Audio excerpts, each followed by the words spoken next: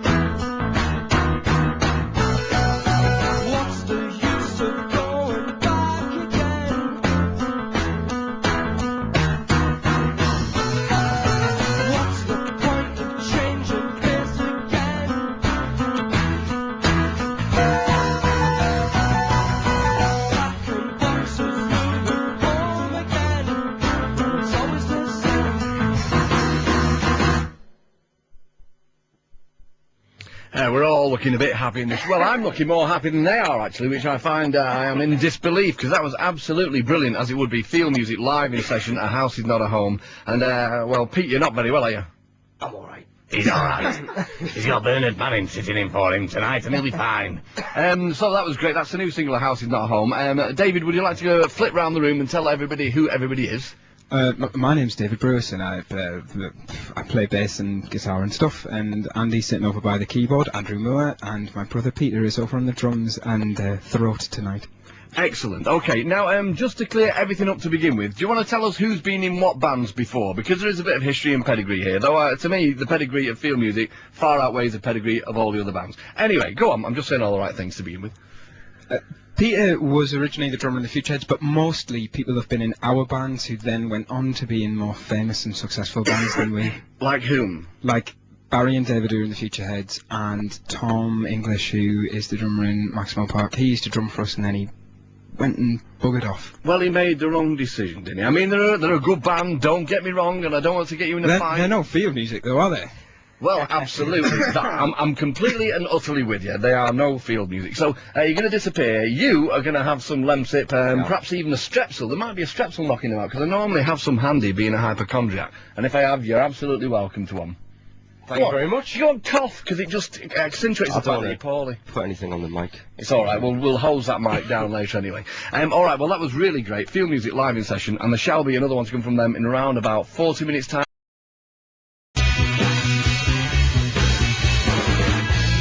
Not everybody's cup of tea, I know, but that is, well, it's my cup of tea anyway. Public Image Limited and Pop Tones obviously gave the name to Alan McGee and his label. I'm Mark Riley, and it is now just gone 20 to 8 on a Wednesday night, and this is The Brain Surgery. And we have actually got a new feature, not only the recycle bin, but also Mark gets his hair cut on air, is what we're looking at for a brand new feature tonight, because my mate Keith is going to be next door in around about half an hour. So if you hear some buzzing through a few links, it's not the obvious, it's somebody doing my hair. Won't take long, believe you me. Field Music are back in the room. Hello, fellas. Hello. Now then, Pete, so have you had some hot water and a lemsip? I have, yes. Good work, fella. Well, it didn't affect your performance before. It was obviously sterling work.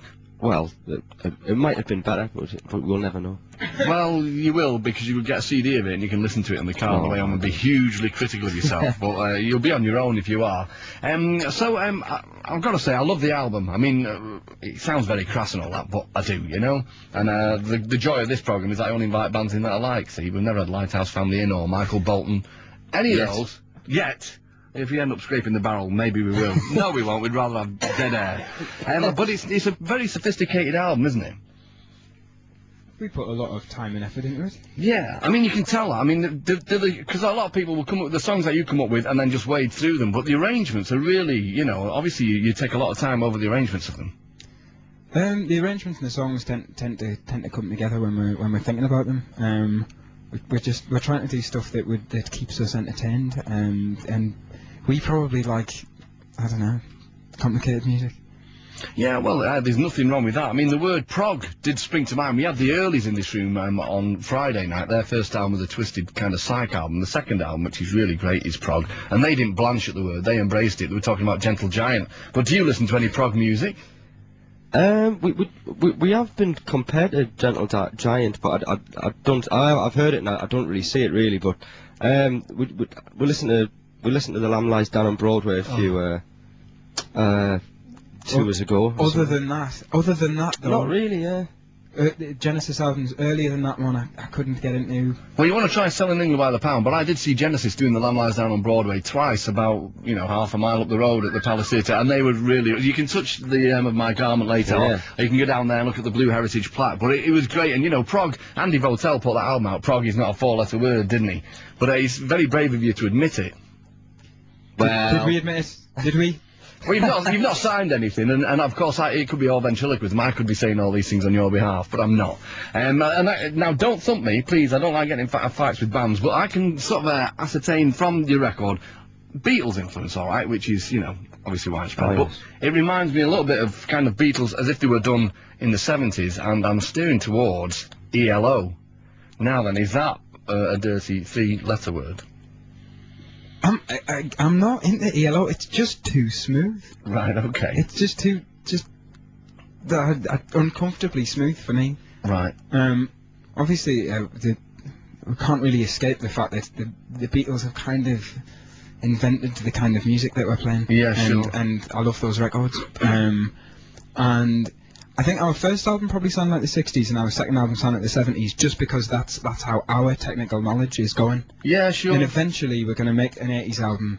And, no, don't. And maybe in a while we'll actually catch up and be able to make records that sound like real new music. Well, you'll have to do what we do is release 2 albums a year, and then you will catch up. Because if you just put 1 out every year, it will never happen, will it? That's true. Yeah. See, I'm bright like that. I've done my math. Yes. Well, if you do go through the 80s, you'll have horrible drum sounds, and you'll have to wear kilts. You don't want that, do you? Where's the dignity in that? We'll just use drum machines instead. So. All right then. It'll be fine. It'll be fine. No, actually, I could go for the kilt. I'm not into dignity. Okay. And also another band that I've been mentioned that I can see, and I hate to use all these, but you see, Steely Dan gets mentioned every now and then as well. And like Midlake came in here, and their album sounds like Steely Dan crossed with Fleetwood Mac. And I shouldn't really like it, but I do. I love it. I hadn't heard much Steely Dan until a couple of months ago, and I finally got around to Brian Pretzel Logic. There's a couple of songs on there I really like. Okay. Their version of East St. Louis Toodaloo is awful. Right. Absolutely horrendous. Okay. Well, I'm throwing all these things into the soup just because I didn't really know where you were coming from. I mean, the album just sounds brilliant and it's your own style, but there are things just flying in there. As you say, it's all very inventive, and you just see little things coming in going, oh, missiles from above, you know.